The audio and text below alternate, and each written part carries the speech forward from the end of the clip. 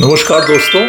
एक साहब ने मुझे बताया कि उनका एक मैटर ईपीएफओ में पिछले 9 सालों से अटका हुआ है, जिसकी वजह से उनका पीएफ का पेमेंट रुका हुआ है। मुझे इस बात से कोई ताज्जुब नहीं हुआ, क्योंकि ये इनके अकेले का केस नहीं है जो ये अपने पीएफ के पैसे के लिए तड़प रहे हैं। मेरे बहुत से जानने वाले हैं जो ईपीएफओ से अपना पैसा निकलवाने के लिए जूझ रहे हैं। सोशल मीडिया पे तो लोग बाल्टियां भर भर के आंसू बहा रहे हैं। एक बात बताऊं, आप में से बहुत से लोग ईपीएफओ की परेशानियों से अनजान बैठे हुए हैं। ईपीएफओ यानी एम्प्लॉइज प्रोविडेंट फंड ऑर्गेनाइजेशन, यानी आपके बुढ़ापे का सहारा। आपकी सैलरी स्लिप में लिखा है कि पीएफ काट लिया गया। आपको लगा कि आपका एम्प्लॉयर हर महीने आपका ये काटा हुआ पैसा ईपीएफओ को भेजेगा। ईपीएफओ उसे आपके अकाउंट में डाल देगा और फिर उस पर ब्याज भी देने लगेगा। और जब आप रिटायर होंगे तो ईपीएफओ आपके घर की घंटी बजाकर आपको बुढ़ापे के लिए एक बहुत बड़ी धनराशि सौंप देगा। ये जो इतने सारे लोग ईपीएफओ की वजह से आंसू बहा रहे हैं, वो भी यही सोच के इत्मीनान से बैठे हुए थे कि जब पैसा निकालना होगा तो फुर्र से निकल आएगा। लेकिन जब निकालने का टाइम आया तो उनकी गलतफहमी फुर्र हो गई। कभी आपने सोचा है, आपकी सैलरी से टैक्स कटता है तो आपको बहुत चुभता है। अरे भाई, सैलरी है तो टैक्स है, सैलरी ज्यादा है तो टैक्स भी ज्यादा है, देश के लिए जा रहा है। लेकिन ये जो पीएफ हर महीने आपकी सैलरी से कट रहा है और रिटायरमेंट तक कटता रहेगा, उस पर आपका कोई ध्यान ही नहीं है। वो आपका ही पैसा है और लौट कर आपके पास ही आना है, सरकार के पास नहीं। लेकिन उसके कटने का ना तो आप लोग कभी कोई शिकायत करते हैं और ना ही आप लोगों को उसका कोई होश है। बस यही कारण है कि इस वीडियो में मैं आप लोगों को अलर्ट कर रहा हूं कि कहीं आप लोगों के साथ भी ऐसा ना हो और आप भी अपने पैसे के लिए बुढ़ापे में दर दर की ठोकरें ना खाएं। इसलिए बहुत जरूरी है कि इस वीडियो को बहुत ध्यान से देखिए और फुदक फुदक के मत देखिए। अगर कुछ भी मिस कर दिया तो बुढ़ापे में फुदकते घूमेंगे। ये वीडियो थोड़ा लंबा जरूर है, लेकिन 35-36 साल की अपनी मेहनत की कमाई को और बुढ़ापे को सुरक्षित करने के लिए आप 12-15 मिनट तो खर्च कर ही सकते हैं। क्या आप जानते हैं कि ईपीएफओ के पास लगभग 55,000 करोड़ रुपया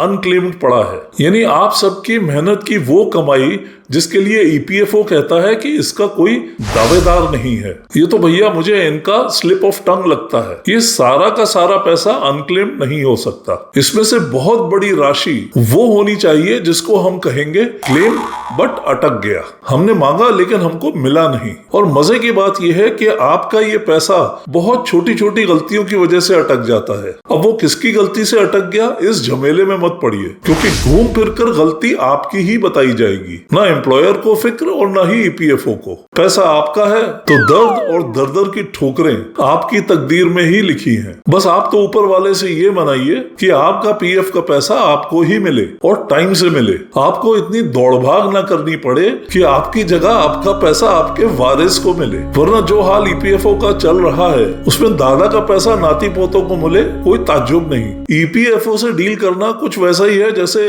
कंप्यूटर पे हम तिलस्मी गेम खेलते हैं। किले में घुसने के लिए आप एक लेवल पार कर लेते हैं तो फिर दूसरे लेवल का चैलेंज आ जाता है। किले में कई दरवाजे हैं, एक को पार किया तो अगला आ गया, फिर अगला, फिर अगला। राजकुमारी बिल्कुल आखिर के कमरे में ही मिलेगी, तब तक लाइफ रहनी चाहिए। दोस्तों, जब मैंने आपको इतना डरा ही दिया है तो ईपीएफओ के केस में आप लोगों को क्या क्या प्रिकॉशंस लेने चाहिए वो भी सुनिए। सबसे पहले आपको ईपीएफओ की साइट में लॉगिन करना है और इसके लिए आपको 4 चीजें चाहिए। आपका लॉगिन आईडी मतलब आपका यूएएन, आपका पासवर्ड, ओटीपी और सबसे जरूरी एक बहुत ही अच्छी तकदीर। किले में घुसने के लिए आपको ये पहला लेवल पार करना बहुत जरूरी है। याद रखिए, ईपीएफओ की साइट में लॉगिन करने में कई दिन भी लग सकते हैं। एक्चुअली ईपीएफओ आपके साथ कौन बनेगा करोड़पति खेलता है। वो अपने गेम में बस आपको एक ही चैलेंज देता है, बेटा हो सके तो मेरी साइट में लॉगिन करके दिखाओ। अगर कर दिया तो पीएफ में पड़ा आपका लाखों करोड़ों रुपया आपका हो जाएगा, नहीं तो आपकी सारी जमा राशि अनक्लेम्ड में चली जाएगी और आप यहाँ से खाली हाथ जाएंगे। अगर आप कभी लॉगिन से रिलेटेड परेशानियों की कंप्लेंट ईपीएफओ में या ministry of labour and employment में करें भी तो जवाब आएगा ऑल इज वेल। लगे रहो मुन्ना भाई। एक बार एक ईपीएफओ के सीनियर ऑफिसर से मैंने कहा, सर जरा अपनी ईपीएफओ की साइट में लॉगिन करके दिखाइए। वो बगले झांकने लगे, घिघिया गए, ट्राई भी नहीं किया। उनको अपनी वेबसाइट पर पूरा भरोसा था कि लॉगिन नहीं होगा। अब तो रिटायर्ड लोग ये भी कहने लगे हैं कि मैंने अपने बाल धूप में सफेद नहीं किए हैं, ईपीएफओ में लॉगिन अटेम्प्ट्स में सफेद किए हैं। खैर चलिए मान लिया कि आपने किले का पहला दरवाजा फतेह कर लिया, यानी आप लॉगिन कर गए। तो कई बार अगले दरवाजे पर जाने से पहले इनकी वेबसाइट बोलेगी something has gone wrong, please try again later. Something has gone wrong, क्या गड़बड़ है ये नहीं बताएंगे। बिल्कुल सीआईडी के एसीपी प्रद्युमन की तरह कुछ तो गड़बड़ है दया, दरवाजा तो तोड़ नहीं सकते, तो लो भाई कुछ दिन और ट्राई करो। फिर अचानक आएगा वो शुभ दिन जब आपने लॉगिन भी कर लिया और ईपीएफओ की साइट ने कोई एरर मैसेज भी नहीं दिया। दोस्तों बिना कुछ सोचे, बिना मिठाई बांटने में वक्त बर्बाद किए, सबसे पहला काम ये करिए कि अपनी सारी पासबुक्स डाउनलोड करके किसी फोल्डर में सेव कर लीजिए। यात्री का सामान यात्री के साथ ही सुरक्षित रहता है। बाद में अगर कोई लफड़ा हुआ तो आपके पास अपने रिकॉर्ड्स होंगे, एविडेंस होंगे। पासबुक डाउनलोड करने के बाद सबसे पहले पासबुक पे ये चेक करिए कि आपके कोई इंस्टॉलमेंट्स मिसिंग तो नहीं है, और अगर हैं तो तुरंत अपने एम्प्लॉयर को राइटिंग में इन्फॉर्म करिए। ये तो हुई पुरानी पासबुक्स की बात, लेकिन आगे के लिए साल खत्म होने के बाद यानी अप्रैल में अपनी पिछले साल की पासबुक डाउनलोड करने की एक आदत बना लीजिए। मेरी एक बात और गांठ बांध लीजिए, हर 2-3 महीने में अपना ईपीएफओ का अकाउंट जरूर चेक करते रहिए। बहुत से लोग कहते हैं इसकी क्या जरूरत है, जब भी उनका इंस्टॉलमेंट क्रेडिट होता है तो ईपीएफओ से उनके पास एसएमएस आ जाता है। बहुत अच्छी बात है, लेकिन ये बताइए जब क्रेडिट नहीं होता है तब भी एसएमएस आता है क्या? या जिस महीने एसएमएस नहीं आता है तो आपको उसका ध्यान रहता है क्या? ऐसा नहीं होता है। आपको खुद अपने ईपीएफ अकाउंट पर नजर रखनी होगी, ये देखने के लिए कि एम्प्लॉयर ने आपका जो पीएफ काटा है वो आपके ईपीएफओ अकाउंट में टाइम से जमा हुआ या नहीं। सैलरी स्टेटमेंट में काटा हुआ पीएफ कितना दिखा रहा है और ईपीएफओ वाली पासबुक में कितना दिखा रहा है, ये कंपेयर करिए। वरना पेमेंट के टाइम, पीएफ ट्रांसफर के टाइम या रिटायरमेंट के टाइम अगर ईपीएफओ ने ऑब्जेक्शन लगा दिया कि लॉन्ग अगो आपके कुछ पीएफ इंस्टॉलमेंट्स मिसिंग थे या उनके अमाउंट में डिफरेंस था या डिले से क्रेडिट हुए थे, तो भैया हो गया बंटाधार, पेमेंट अटक गया। अब ढूंढो उस एम्प्लॉयर को और मिल जाए तो गिड़गिड़ाओ उसके आगे। ईपीएफओ तो आपका पेमेंट रोक के अपने अनक्लेम्ड अकाउंट का टारगेट पूरा करेगा। मैंने शुरू में बताया ना कि एक साहब मुझसे टकराए जिनका 9 साल से ईपीएफओ में पैसा अटका हुआ है। ऐसा बहुत लोगों के साथ होता है कि उनके कुछ पीएफ इंस्टॉलमेंट्स ईपीएफओ तक पहुंचे ही नहीं, या तो एम्प्लॉयर की नेग्लिजेंस या एम्प्लॉयर के स्टाफ की अज्ञानता। ये भी होता है कि आपकी एम्प्लॉयर कंपनी कुछ फाइनेंशियल डिस्ट्रेस में आ गई, फाइनेंशियल परेशानी में आ गई और आपका पीएफ का पैसा घुमा दिया। उन्होंने तो छटाक भर ही घुमाए, लेकिन आपका झुआ भर के नुकसान कर दिया। मेरे कई जानने वाले उन एम्प्लॉयर्स को ढूंढने निकले हुए हैं जिन्होंने कई साल पहले पीएफ तो काटा था लेकिन जमा नहीं किया, या गलत अमाउंट डाल दिया, या फिर देर से डाला। सबकी अलग अलग पीड़ा है। किसी की पुरानी कंपनी इनके इतने पुराने मामले में कोई भाव नहीं दे रही, तो किसी की कंपनीज ही बंद हो गई हैं। लोकल लो बात। क्या आप जानते हैं कि रूल के हिसाब से आपका पीएफ काटने के बाद आपके एम्प्लॉयर को अगले महीने के 15 दिनों के अंदर वो पैसा ईपीएफओ के पास जमा कर देना चाहिए। इसलिए जब आप अपनी पासबुक एग्जामिन करें तो एक बार इस पर भी नजर मार लें। एक बात और समझिए, एक बार सारी पासबुक डाउनलोड हो जाए तो चेक करिए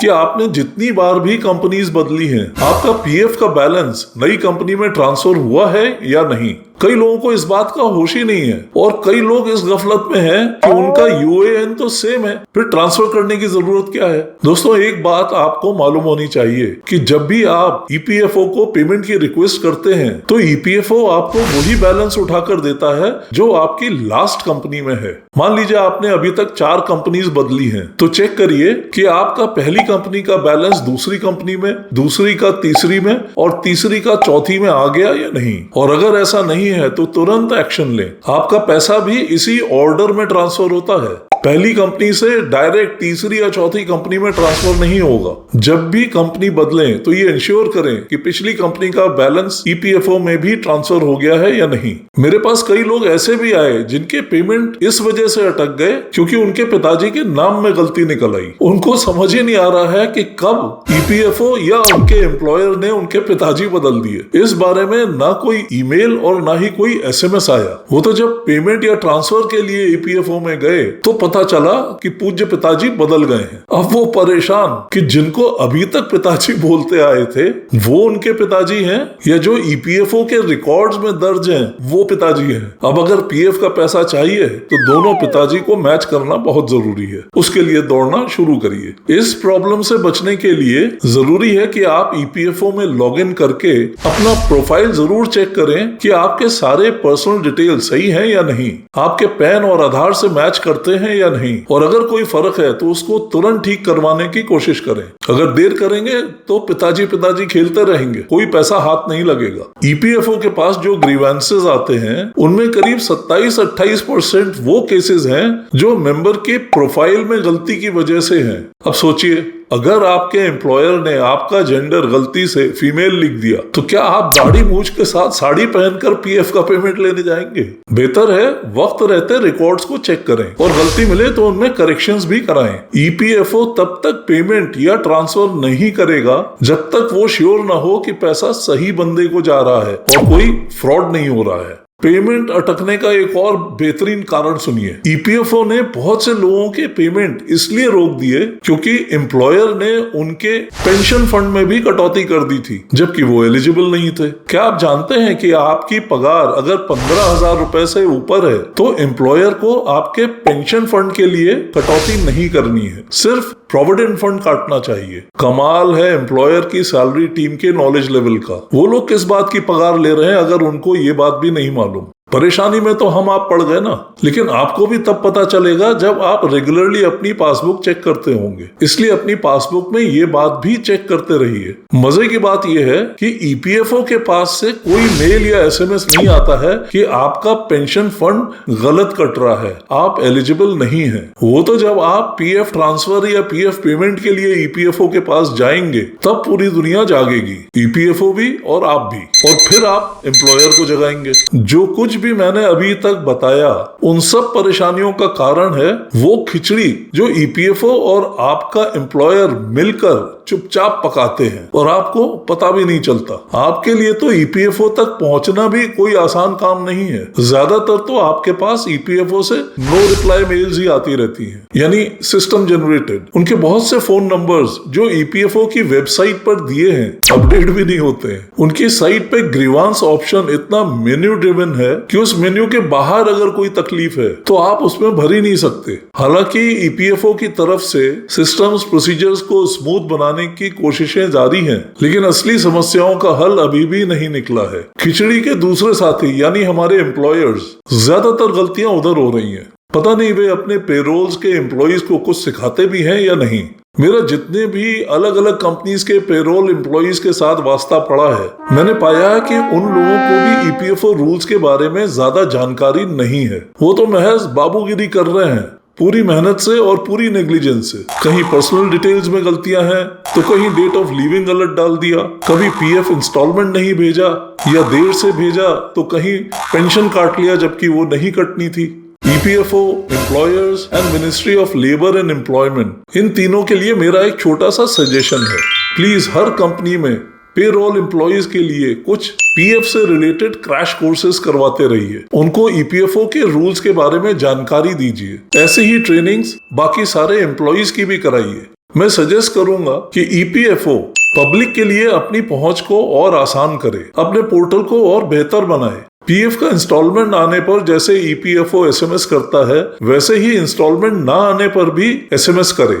मिनिस्ट्री का ईपीएफओ पर और बेहतर कंट्रोल चाहिए। जब भी पब्लिक के ग्रीवेंसेस मिनिस्ट्री तक पहुंचे तो उस पर तुरंत स्ट्रिक्ट एक्शन की जरूरत है। ये तो बात हुई कि ईपीएफओ, एम्प्लॉयर और सरकार को क्या करना चाहिए, लेकिन इन सबसे ज्यादा जरूरी है कि आप लोग अपने पीएफ पर पूरी पैनी नजर रखिए और उसके कुछ नुस्खे मैं आपको इस वीडियो में बता चुका हूँ। आपकी मेहनत की कमाई है, आपके बुढ़ापे के लिए है। सोते मत रहें, नहीं तो खोते रहेंगे और बुढ़ापे में रोते रहेंगे। अगर आप में से कोई भी ईपीएफओ दुर्घटना से ग्रस्त है तो अपनी दुर्घटना नीचे कमेंट बॉक्स में जरूर लिखिए। इससे दूसरे व्यूअर्स सचेत हो जाएंगे और उनका भी फायदा होगा।